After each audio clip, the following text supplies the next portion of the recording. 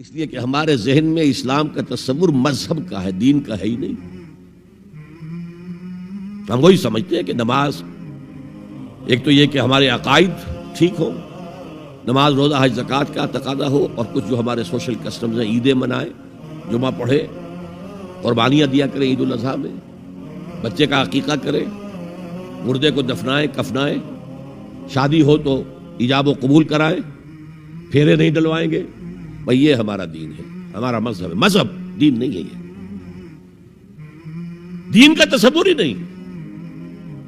ہم اتنے خوگر ہو گئے محکومیت کے کہ دین کی اقامت کا تصور، دین کو غالب کرنے کا تصور ہمارے ذہن سے نکل گیا، ذہن میں ہے ہی نہیں۔ علماء کو بھی اجنبی سی بات لگتی ہے، یہ کیا بات کہہ رہے ہیں، یہ تو اجنبی سی بات ہے، اس لیے کہ ہمارے ذہنوں سے تصور نکل گیا۔ پہلے مسلمان بادشاہ تھے، ملوکیت تھی، وہ اسلام تو نہیں تھا۔ اسلامی نظام تو خلافت راشدہ کا تھا، ابو بکر اور عمر اور عثمان اور علی اور حضرت حسن کو میں مزید شامل کرتا ہوں۔ تب 30 برس بنتے ہیں جو حضور نے فرمایا تھا کہ یہ 30 برس خلافت رہے گی۔ بعد میں تو ملوکیت آ گئی، یہ بنو امیہ کے بادشاہ تھے، چاہے خلفاء اپنے آپ کو کہلوائیں۔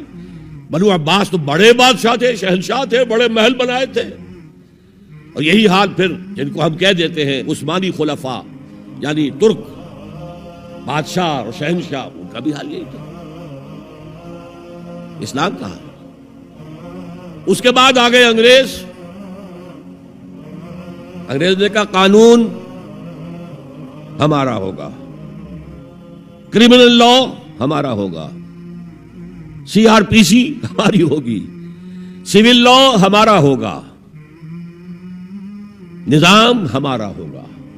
ہاں نماز پڑھ سکتے ہو، روزہ رکھ سکتے ہو، ہمیں کوئی تمہارے مذہب سے کوئی دشمنی نہیں، بلکہ انگریز نے تو بڑی رعایت کی تھی۔ اس نے کہا تھا تم اپنے فیملی لاز بھی اپنی مرضی سے جیسے چاہو طے کرو۔ آج مسلمان ممالک میں سے بھی اکثر نے اپنے فیملی لاز چھوڑ کر یورپ کے فیملی لاز اختیار کر لیے، اور پہلی مرتبہ یہ کام کیا تھا آتا ترک نے، اور یورپ کے اخبارات نے پھر تنزیہ لکھا تھا کہ یہ عجیب قوم ہے، کہتی ہے کہ بہترین قانون ہمارے پاس ہے، اور حال یہ ہے کہ فیملی لاز بھی ہم سے مانگ رہے ہیں، رومن لاز سے اخذ کر رہے ہیں فیملی لاز، یہ ان کا حال ہے، کہتے ہیں بہترین قانون ہمارے پاس۔ تو انگریز کے آنے کے بعد اب ہمارا علماء کا قال اللہ و قال رسول یا مدرسہ چلا لے۔ بہرحال انہوں نے بڑی خدمتیں کی ہیں، اگر یہ نہ ہوتا تو شاید ہمارے ہاں مساجدیں آباد ہی نہ ہوتی، کم سے کم علماء نے وہ پوزیشنیں جو ہیں وہ پر کی ہیں، ایک ڈھانچہ جو ہے وہ برقرار رکھا ہے، اس میں کوئی شک نہیں، ان کی خدمات ہے۔ لیکن انگریز نے تو جو بھی تھا صرف اتنی آزادی دی تھی، اسی کو ہم ذہناً ریکنسائل کر چکے ہیں، بس اسلام یہی ہے نہیں۔ اور آج میں آپ کو بتا دوں،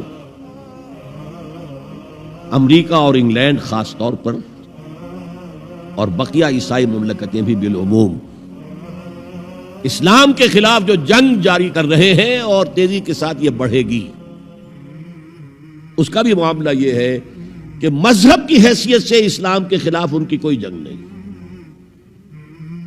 جب بش کہتا ہے کہ ہم تو اسلام کے خلاف نہیں، صحیح کہتا ہے، سچ کہتا ہے،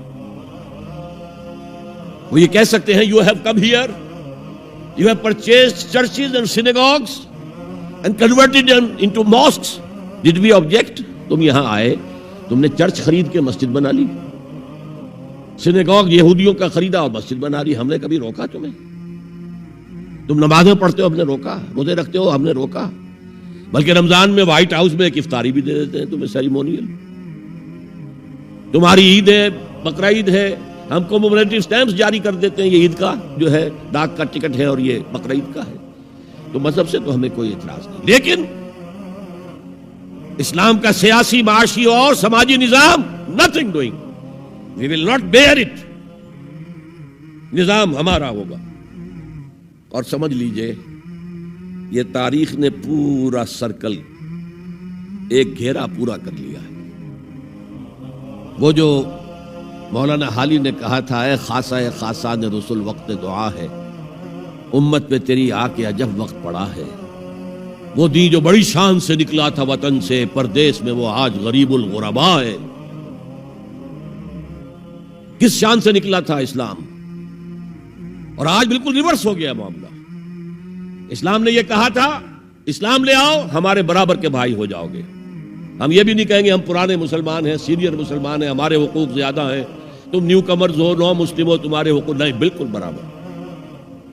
یہ نہیں تو اسلام کی بالادستی قبول کرو، چھوٹے ہو کر رہو، ہاتھ سے جزیہ پیش کرو، یؤتُ الجزیۃ عن یدٍ وہم صاغرون، پھر تم یہودی رہو مذہب کے طور پر، نظام ہمارا ہوگا دین حق کا، وہ غالب ہم نے کرنا ہے۔ محمد الرسول اللہ بھیجے گئے دین کو غالب کرنے کے لیے۔